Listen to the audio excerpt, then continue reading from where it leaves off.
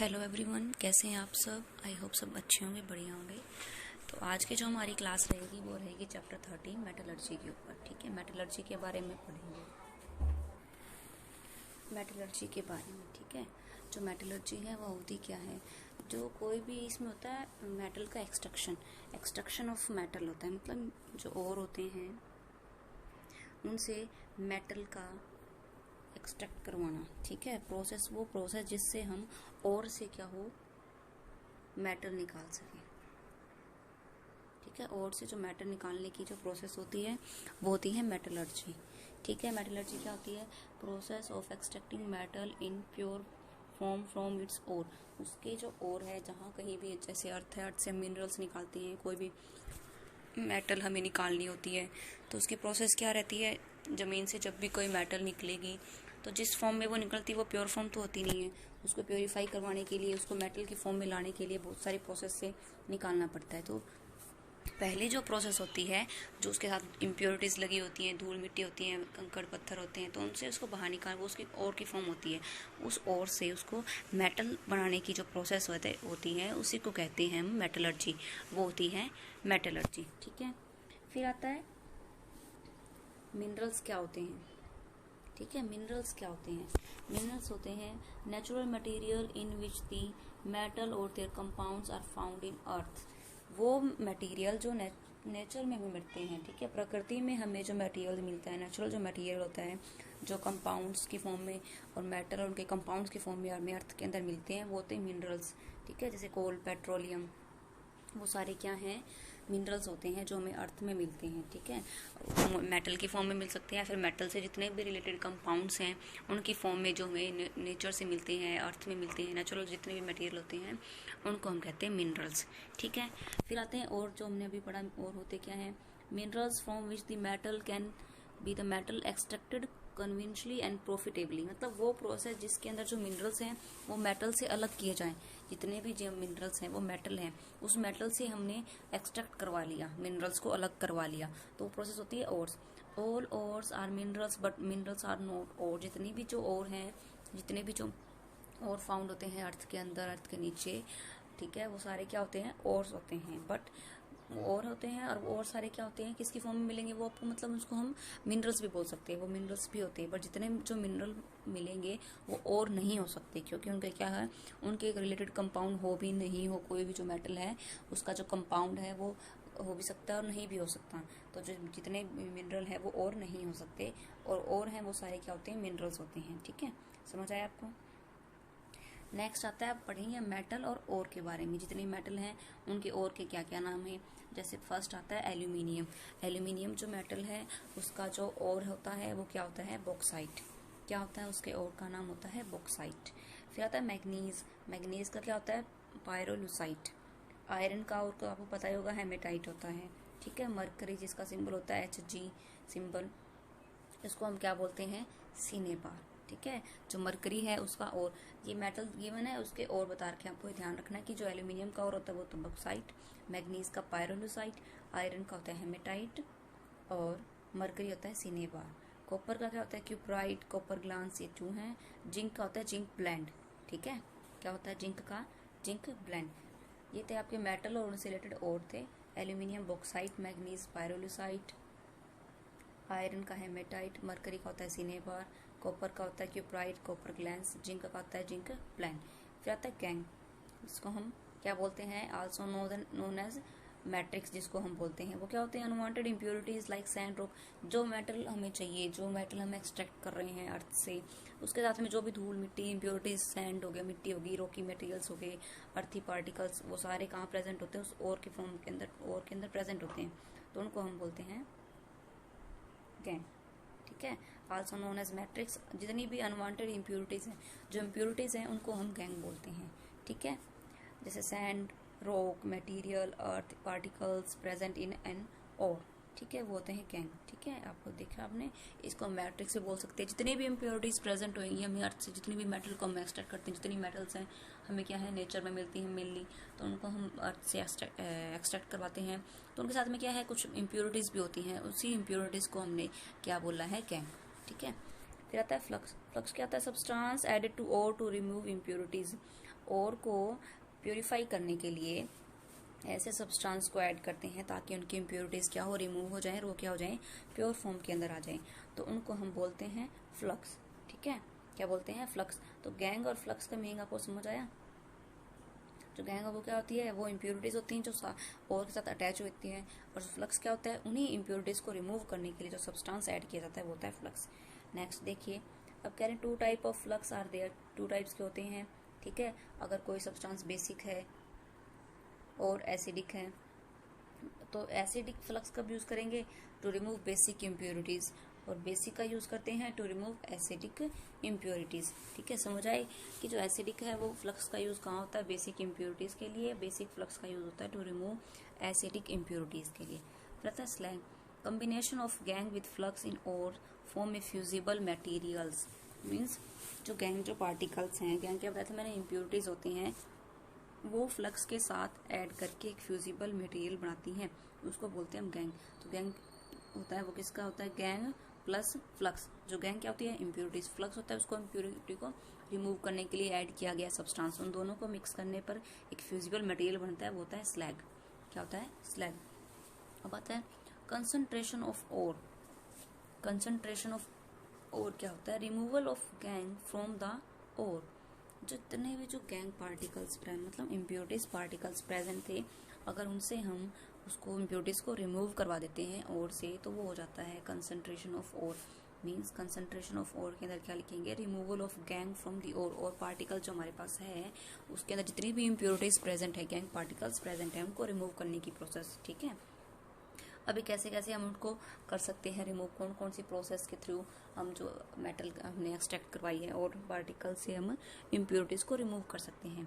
Can be carried out by gravity separation, magnetic concentration, froth flotation process, chemical method. Gravity separation और magnetic concentration में क्या होता है कि कहीं जैसे हमें मेटल को एक्सट्रैक्ट करना, जितने भी मेटल्स हैं उनको एक साइड लेके आना है। अगर हम मैग्नेटिक सेपरेशन मेथड का यूज करते हैं तो उसके अंदर क्या होता है?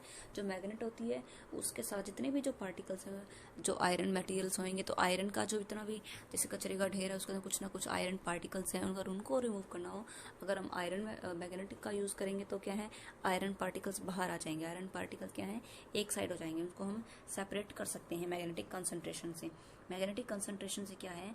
हम उसको रिमूव, उस जो कचरे का ढेर था उसमें से आयरन पार्टिकल्स को हम बाहर निकाल सकते हैं। ठीक है, फ्रोथ फ्लोटेशन प्रोसेस के अंदर क्या होता है? सेपरेट कर सकते हैं, जिसके अंदर हम फ्लोटेशन मेथड से, फ्रोथ फ्लोट मतलब क्या होता है? टू एंड फ्रो मोशन, तो उसी तरह से हम उसको रिमूव करवा सकते हैं। कुछ ना होते हैं केमिकल्स मेथड जिनकी हेल्प से क्या हो, जो नीड होती है हमें जिस मेटल की वो तो एक साइड हो जाए, बट जो वेस्ट मटेरियल्स हैं, इम्प्योरिटीज हैं, वो क्या हो? साइड हो जाती है। वो होती है हमारी कैरिड आउट करने के लिए। नेक्स्ट आती है कैल्सिनेशन। कैल्सिनेशन और रोस्टिंग, ये क्या प्रोसेस होती हैं? इनके अंदर क्या होता है?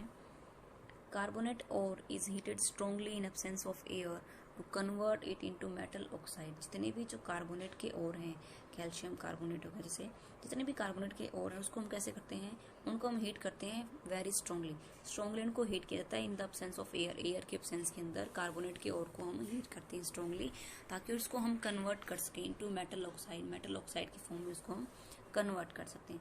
जैसे कैल्शियम कार्बोनेट है CaCO3, और अगर उसको हम हीट करें तो कैल्शियम ऑक्साइड मिलेगा और प्लस में CO2 गैस हमें मिलेगी। ठीक है, यहाँ पे बीच में एरो आना था। कैल्शियम कार्बोनेट को हम स्ट्रांगली हीट करवा रहे हैं एब्सेंस ऑफ एयर के अंदर, तो इससे हमें क्या मिलेगा? जो है मेटल ऑक्साइड मिलेगा। और कैल्शियम, जैसे मेटल हमने ले ली कैल्शियम कार्बोनेट, तो इसका ऑक्साइड क्या बनेगा? Calcium oxide. कैल्शियम ऑक्साइड होगा तो CaO इसका फॉर्मूला होता है, और CO2 गैस बाहर निकल जाती है। ठीक है, ये होती है कैल्सिनेशन प्रोसेस। इसके अंदर क्या करेंगे? जितने भी कार्बोनेट्स के ओर्स हैं उनको हम हीट करते हैं strongly in the absence of air to convert into in metal oxide. फिर आता है रोस्टिंग। रोस्टिंग प्रोसेस के अंदर क्या होगा? आप आपसे ये पूछ सकते हैं कैल्सिनेशन के अंदर जो बनता क्या है, किस चीज़ के अंदर कन्वर्ट होता है? मेटल ऑक्साइड बनते हैं। अब जो रोस्टिंग है उसके अंदर क्या बनेगा? सल्फाइड की ओर का कन्वर्जन होता है मेटल ऑक्साइड के लिए, और कैल्सिनेशन के अंदर होता है कार्बोनेट ओर का। अब पढ़ना है रोस्टिंग। रोस्टिंग के अंदर क्या होता है? सल्फाइड ओर को हीट किया जाता है प्रेजेंस ऑफ एयर। यहाँ पे क्या था? Absence of air, and here presence of air to convert into it metal oxide. जितने भी मेटल जो सल्फाइड के जो ओर हैं सल्फाइड के जो ओर हैं उनको हीट किया जाता है in the presence of air to convert it into metal oxide. ठीक है, जैसे एग्जाम्पल 2ZnS जिंक सल्फाइड हमने ले लिया, जिंक सल्फाइड को हमने हीट किया है तो क्या बनेगा, जिंक ऑक्साइड बनेगा, तो क्या बन जाएगा, ZnO बन जाएगा और SO2 बाहर निकल जाएगा। ठीक है, ZnO और SO2 बन जाता है। ठीक है, इसके अंदर होते हैं सल्फाइड के, और कैल्सिनेशन के अंदर होता है हमारा कार्बोनेट का ओर। फिर आता है स्मेल्टिंग। स्मेल्टिंग में क्या होता है, रिडक्शन ऑफ ऑक्साइड और with carbon at high temperature. जो जितने भी जो कार्बन्स होते हैं इनका ऑक्साइड और हैं उनका हमने क्या करवा देना है, रिडक्शन करवा देना है। रिडक्शन करवाएंगे विद कार्बन के साथ में हाई टेम्परेचर के ऊपर, तो वो क्या है, मेल्ट हो जाते हैं, स्मेल्टिंग जिसको हम बोलते हैं। तो इसके अंदर आएगा Fe2O3। ठीक है, Fe2O3 को अगर हम, ये क्या है, आयरन ऑक्साइड है, तो इसको हम कार्बन के प्रेजेंस के अंदर 3C कार्बन के अंदर लेके जाएंगे तो क्या बन जाएगा, 2Fe अलग हो जाएगा, 3 कार्बन मोनोऑक्साइड अलग हो जाएगा, कार्बन CO। ठीक है, वो होता है स्मेल्टिंग। फिर आता है कोरिजन। कोरिजन आपको पता होगा, gradual heating up of metal surface by the slow action of air and chemical moisture. इसके अंदर क्या होता है, जितनी भी जो मेटल्स होती हैं अगर उनको हम एयर के अंदर बाहर कांटेक्ट के अंदर छोड़ देते हैं, एयर के कांटेक्ट के साथ में या फिर मॉइस्चर के साथ में अगर उसको हम बाहर रखेंगे तो वो एयर और मॉइस्चर के साथ क्या करेगा, कांटेक्ट बनाएगा और उसकी जो अपर जो लेयर होती है मेटल का, जो ऊपर का सरफेस होता है वो क्या होना स्टार्ट हो जाएगा, खराब होना स्टार्ट हो जाएगा, कोरिजन जिसको हम बोलते हैं। ठीक है, जैसे एग्जाम्पल रस्टिंग ऑफ आयरन, जैसे आयरन के पिलर्स हो गए, आयरन होता है, लोहे की जितनी भी चीज़ें होती हैं अगर उनको हम बाहर रखते हैं, ठीक है, बाहर एयर के साथ कांटेक्ट, ऑक्सीजन के साथ कांटेक्ट में आते हैं या मॉइस्चर के साथ वो कांटेक्ट के अंदर आते हैं, तो वो क्या होते हैं, आयरन का रस्टिंग होनी स्टार्ट हो जाती है, उसके ऊपर जंग लगना स्टार्ट हो जाता है, उसको हम बोलते हैं रस्टिंग ऑफ आयरन। जंग लगना स्टार्ट हो जाता है, उनकी जो ऊपर की जो सरफेस होती है, ऊपर की जो लेयर है वो क्या होनी स्टार्ट हो जाएगी, खराब होनी स्टार्ट हो जाती है। ठीक है, उसका कलर भी क्या हो जाता है, चेंज होता है। आयरन का जो कलर है रस्टिंग होने के बाद, उसके ऊपर जंग लगने के बाद वो क्या हो जाता है, रेडिश ब्राउनिश कलर सा हो जाता है उसका। ठीक है, वो थी rusting of iron. Green coating on the surface of copper, आपने देखा होगा तांबा कॉपर जिसको हम बोलते हैं Cu, उसका क्या है, ग्रीन कलर होना स्टार्ट हो जाता है। उसको अगर एयर और मॉइस्चर के कांटेक्ट में आने के बाद जो कॉपर जो मेटल है वो क्या होना स्टार्ट हो जाएगी, उसके ऊपर जो ग्रीन कलर की सरफेस लग जाएगा, ग्रीन कलर की कोटिंग हो जाती है उसके ऊपर। ठीक है, ग्रीन कलर आ जाता है उसके ऊपर। जैसे आपने देखा होगा चांदी, सिल्वर, सिल्वर का क्या होगा, एयर के साथ कांटेक्ट में आने पर, मॉइस्चर के साथ कांटेक्ट में आने पर वो अपना कलर चेंज हो जाता है, वो ब्लैक कलर की होनी स्टार्ट हो जाती है चांदी। ठीक है, वैसे ही आयरन है, उसका ब्राउनिश कलर हो जाता है, रेडिश ब्राउनिश। और जो कॉपर होती है हमारी, कॉपर देखा होगा आपने, वो कैसे होने स्टार्ट हो जाते हैं, ग्रीन होने स्टार्ट हो जाते हैं, वो होता है कोरिजन। चल देखिए, इंपॉर्टेंट मेटल्स एंड देयर, जितने भी जो हमारी इंपॉर्टेंट मेटल हैं जिनके और आपसे पूछ सकते हैं वो सारे अब यहाँ लिखे हुए हैं, तो आपको ध्यान रखना है जितने मेटल हैं उनसे रिलेटेड जितने भी और बन रहे हैं उनके नेम्स आपको ध्यान होने चाहिए। ठीक है, जैसे सोडियम हो गया, सोडियम कहाँ कहाँ होता है, उसके ओर्स के बारे में हम पढ़ रहे हैं। बोरैक्स इंपॉर्टेंट, ठीक है, बोरैक्स और कॉमन साल्ट। कैल्शियम में होता है जिप्सम, अबेस्टस, कैल्साइट, डोलोमाइट, ये सारे क्या हैं, कैल्शियम के ओर हैं। एल्यूमिनियम, बॉक्साइट और क्रायोलाइट। पोटेशियम होता है नाइट्रेट, जिसको साल्ट पीटर हम बोलते हैं। ठीक है, मैग्नीशियम के अंदर क्या होता है, magnesite, dolomite, Epsom salt. Strontium होता है स्ट्रोंटियम, सिलेसाइट। कॉपर के अंदर cuprite, copper glance, copper pyrite, हमने पीछे पढ़े थे कॉपर के। सिल्वर के अंदर क्या होता है, होर्न सिल्वर और रूबी सिल्वर। गोल्ड में सिल्वेनाइट्स और कैलेवेराइट। बैरियम होता है बैरियट्स। जिंक में जिंक ब्लेड, जिंसाइट, कैलेमाइन होता है। मरकरी का होता है सिनेबार। टिन का होता है कैसिट्राइट। लेड का होता है गैलेना। लेड का आप लोग टिन का, मरकरी का, टिन का, लेड का आपको ध्यान रखना चाहिए। मरकरी का होता है सिनेबार, टिन का होता है कैसिट्राइट और लेड का होता है गैलेना। पीबी लेड होता है, उसका होता है पीबीएस गैलेना। एंटीमनी क्या होता है स्टीवेनाइट, कैडमियम, ग्रेनोसाइट और बिस्मिथ का होता है बिस्मिथाइट। आयरन का होता है haematite, limonite, magnetite, siderite, iron, pyrite, ये होते हैं आयरन के। लास्ट आता है कोबाल्ट का होता है स्मेल्टाइट। आपको zinc, mercury, tin, lead, iron, sodium, calcium, ये सारे जो इंपॉर्टेंस और हैं, इंपॉर्टेंट मेटल्स और उनके और से रिलेटेड हैं, वो आपको गिवन आउट है इस पेज के अंदर। आप इसको देख लेना और उनके नाम आप याद कर लेना। ठीक है, फिर आता है अलॉय, जिसको हम बोलते हैं। अलॉय क्या होता है, अलग अलग मेटल्स का मिलकर, अलग अलग एलिमेंट का मिक्सचर, अलग अलग एटम का एलिमेंट्स का मिक्सचर ऑफ 2 और more different element at least one of which a metal. मतलब 2 डिफरेंट एलिमेंट हमने ले लिए। क्या है, 2 डिफरेंट एलिमेंट्स हमने ले लिए, उनमें से कम एक तो क्या होना चाहिए, मेटल होना चाहिए। उन दोनों का अगर हम मिक्सचर करवा रहे हैं तो वो क्या होता है, उसको हम अलॉय बोलते हैं, मिश्रित। ठीक है, तो वो होता है होमोजीनियस। इसकी जो स्टेट होती है वो कैसा होता है, ये होमोजीनियस होता है। हेट्रोजीनियस और होमोजीनियस इन सॉलिड से, अगर मोल्टन स्टेट के अंदर है तो वो आपको होमोजीनियस मिलेगा। होमोजीनियस और हेट्रोजीनियस आपको पढ़ाया था, ध्यान होगा आप सभी को। अब वो क्या है, हेट्रोजीनियस भी हो सकते हैं और होमोजीनियस होते हैं सॉलिड स्टेट के अंदर। अगर वो सॉलिड स्टेट के अंदर प्रेजेंट है तो वो हेट्रोजीनियस भी हो सकते हैं और होमोजीनियस भी हो सकते हैं, और अगर वो मोल्टन स्टेट के अंदर है तो आपको फोर्स क्या मिलेंगे, होमोजीनियस। ठीक है, फिर आता है ये जो धातु बता रखी है आपको, ब्रास है, वो कौन कौन सी दो धातु से मिलकर अलॉयज हैं, ये सारे क्या हैं, अलॉयज के एग्जांपल्स हैं, कौन कौन सी धातु से मिलकर बने हुए हैं। ठीक है, जैसे ब्रास ये मिला हुआ है copper Cu plus Z zinc, copper plus zinc से मिलकर क्या बना है, brass. Bronze copper plus tin से मिलकर क्या बना है, ब्रोंज। जर्मन सिल्वर, आपको ध्यान रखना है, सारे जितने भी 4-5 लिखे हुए हैं सारे इंपॉर्टेंट्स हैं। आपको ध्यान रखना है कि जो ब्रास है उसके अंदर कौन कौन सी दो मेटल्स हैं, कौन कौन सी अलॉय से मिलकर बना हुआ है। अलॉय है ये कॉपर प्लस जिंक का है, ब्रोंज है कॉपर प्लस टिन का है, जर्मन सिल्वर है कॉपर जिंक और निकल का। किस किस का, जर्मन सिल्वर कॉपर जिंक और निकेल का।